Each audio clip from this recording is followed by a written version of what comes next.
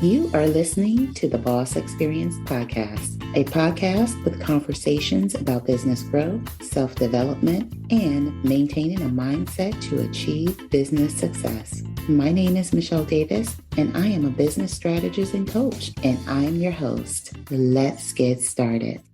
Welcome to another episode of the Boss Experience Podcast.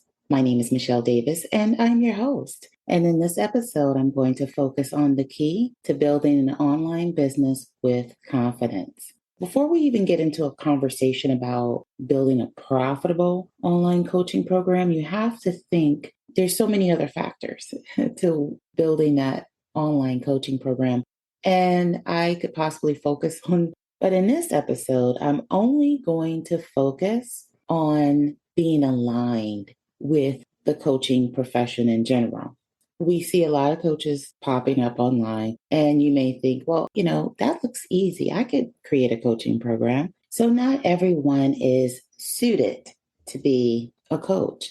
And people fall in love with the coaching industry because it looks easy. You have a new coach popping up online every day.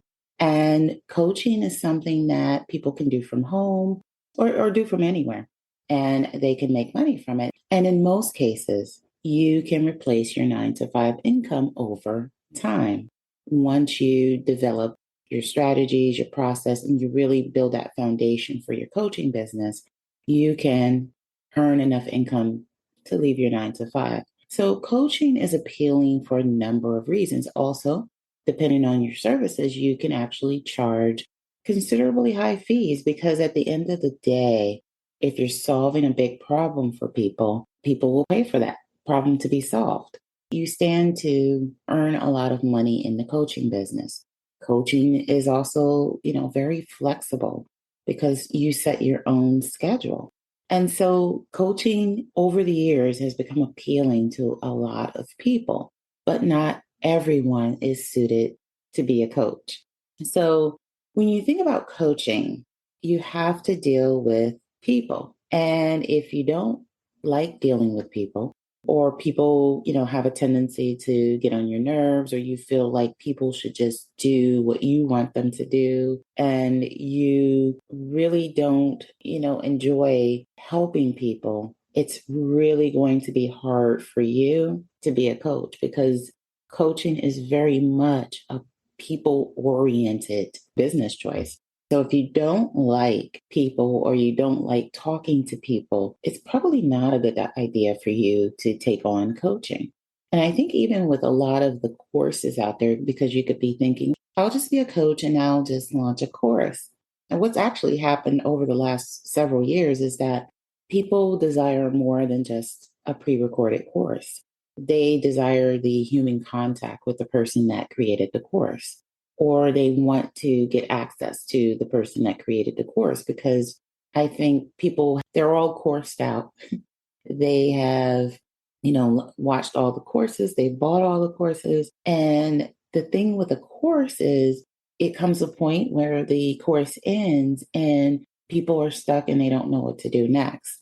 If you've been looking at the trends, even course creators have added in coaching components to their courses. So it's not just a course that people buy and then you never hear from the course creator again, or you have no way of reaching them again. I think those days are, slowly ending. What you're starting to see now is, yes, people will buy a course, but the course creator is adding in bonus sessions, or they're adding in a Facebook group where they can engage with the people that have purchased their course. So this has been a trend that I've personally seen over the last several years. You may have seen the same thing because it's no longer just, where people are going to get the results that they desire just from simply watching a course and never, ever having interaction with that coach or that course creator again. So you have to enjoy working with people. Hey, if you're enjoying this episode and you're ready to take that next step to finally become a professional service provider on your own terms, I want you to consider working with me. When you work with me, I help you start your business the right way from the beginning so you can generate the revenue you desire doing what you love. So head over to CEO ceoblueprintacademy.com. That's ceoblueprintacademy.com to check out the ways you can work with me to get set up for business success right from the start. That's ceoblueprintacademy.com. Okay, back to the show. So what exactly are the characteristics that make up a good coach? So there is no shortage of coaching programs that will show you how to be a coach. Whether you're striving to be a life coach, a health coach, or some other type of coach, there's an abundance of programs. I have my own programs to help people build a profitable coaching business. But building a profitable coaching business is more than just, showing up and delivering a great program. You really have to have the characteristics to be a good coach because, after all, people are entrusting you to help them solve a big problem. So, what are the characteristics of a good coach? The first is, you heard me mention before that you have to enjoy working with people. If you've been following me for a while, you know that, prior to becoming an entrepreneur, I worked in the nonprofit sector with different populations. Yes, I have 16 years of management, but before I was a manager, I worked directly with people, and working with people is challenging. And you have a lot of coaches that start to work one-on-one with clients, whether, they want to perfect their process of getting people results or whatever the case may be, or they're starting out new and they just want to get in the habit of learning how to work with people. I worked one-on-one with clients as what you would call a case manager, which is a form of coaching because you're setting goals and you're guiding people to a desired result. So often we have a vision for people's lives. Once we get involved in their lives, we get to know people, we have a vision for how they should solve their problem. And sometimes their vision of what the situation is isn't always your vision. And while you think that people will come in and just comply and do what you tell them to do, that typically doesn't always happen. I first experienced that when, working with people and seeing that in my nonprofit career. And that didn't change when I started working with business owners or people that desire to, start a business or start a coaching business. They don't listen always to what you say. That's why, one characteristic that you need is you need to be able to have an understanding of people.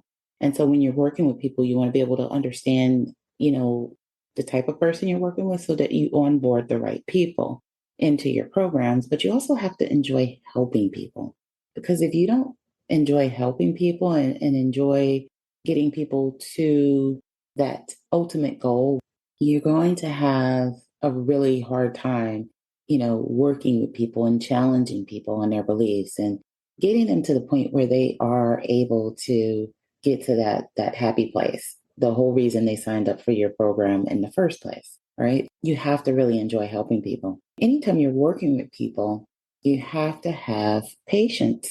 You have to have patience with people. So you have to have patience.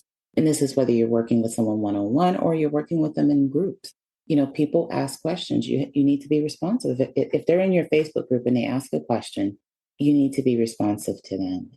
People aren't going to pay you to be ignored. And so you need to understand that you're there to actually help them. You need to be responsive to your clients. In addition to, enjoying working with people and having patience, you need to understand that coaching is about relationship building. So in the virtual world, it's not like you're sitting down one-on-one with someone. So even in a coaching program, you have to make sure that your delivery and your content and everything you do evolves around exactly what your clients need to know. And you need to do it in a way that helps them build a relationship with you. If you're new to the online world or you're just getting your business started, I know that sounds a little weird, but you have to understand that people build connections with people. And how long those connections last is based on what you make them feel. Do you make them feel like they know you? Do you make them feel like they like you? Do you make them feel like they can trust you? Because with a coaching relationship, they have to feel like they can trust you because they're enrolled in your program to get a solution to their problem. Whatever the case may be, and whatever you're coaching on, your clients need to be able to trust that you can deliver on that.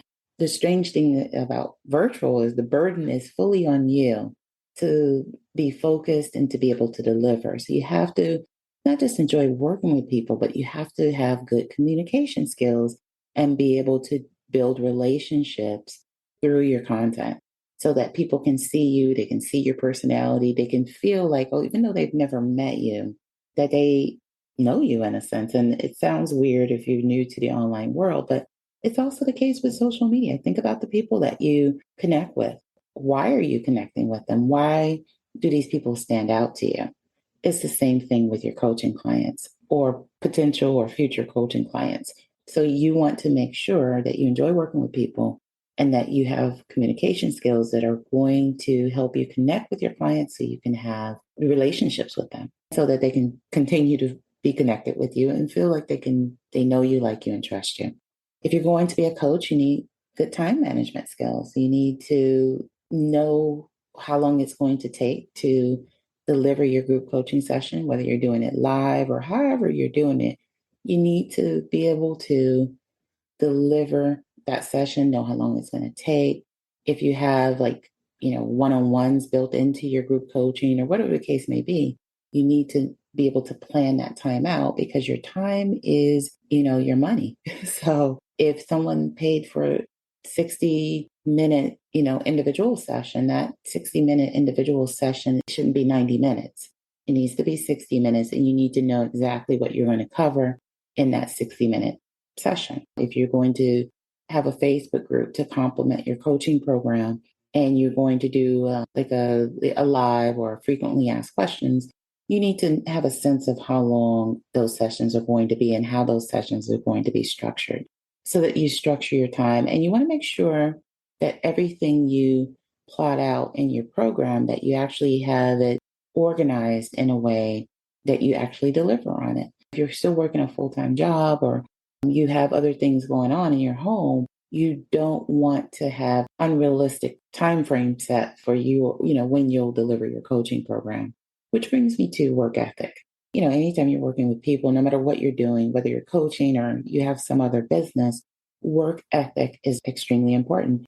People are paying you to show up and to deliver what you say you're going to do, right? You have to have a sense of work ethic. You have to have some strong principles about who you are as a coach and what you stand for. And you want to be able to make sure that you conduct yourself in a certain way with your clients. Your clients, sometimes they do grow into friendships, but they start off as professional relationships. And you want to make sure that you maintain a professional demeanor and you conduct your business like a business. You invoice people, you monitor things, that are going on, and you have a professional environment that they're walking into. Then there's, the characteristic that you need to actually get people from their unhappy place to their place of happiness is, you need to be a problem solver. You have to be able to see the end game, even though they can't. And to do that, you have to have experience. To do that, you have to know what it's like and you have to have already, have a proven process for helping people get from that unhappy place to a place that they want to be. That whole problem your program is designed to solve. So to do that, you need to have experience and you need to have vision for, being able to look at everyone because everyone is not the same. Their process for getting to that endpoint or getting that transformation or whatever it is, you need to help them have the vision and, to get to that point. And that's why courses over time have evolved because, if you're only connecting with people through a course, there's really no connection if they never see you again. When people have that human component built into their programs where they have a course and then they have a Facebook group or they have a course and they build this community, you get to approach different situations with your clients and you get to deliver kind of like that supplemental information that they need because everyone isn't the same and everyone doesn't get results the same way.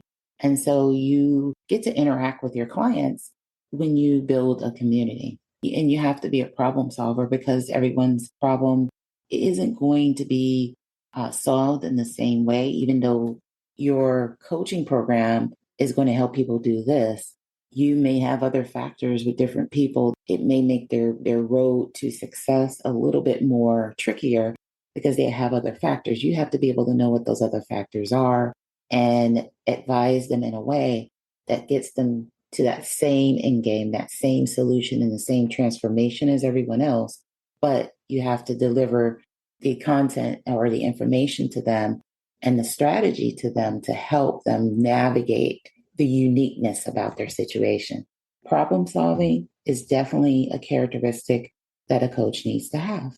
And then there's the emotional intelligence piece. So you have a lot of people who I've seen online and they talk about the different coaching strategies and they talk about people in a way that's condescending and talking down to people. And they talk about them in a way that people are incompetent. And then somehow when they come into their program is the only way to achieve success. And you have people that are connected to these people, they, kind of flock to them. And my philosophy is with people, you need to treat people with respect. To do that, you have to have a certain level of emotional intelligence yourself where you respect where people are. I work with people who are coming from professional backgrounds. They've had lengthy careers. They just need the help turning that career experience or that whatever it is, their interests, their passions, or whatever it is, turning it into a coaching business. So the people I work with, I respect their experience. I respect them as human beings. A lot of the people I work with are, kind of 35 and up. So I respect that they have a certain life experience. These people have raised children. I'm not here to talk down to people.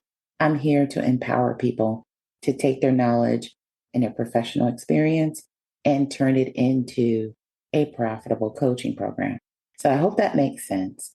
And, that's a lot in terms of, what it really takes to be a coach for someone. So whether you're considering life coach, health coach, whatever it is that your focus is, you have to have these characteristics.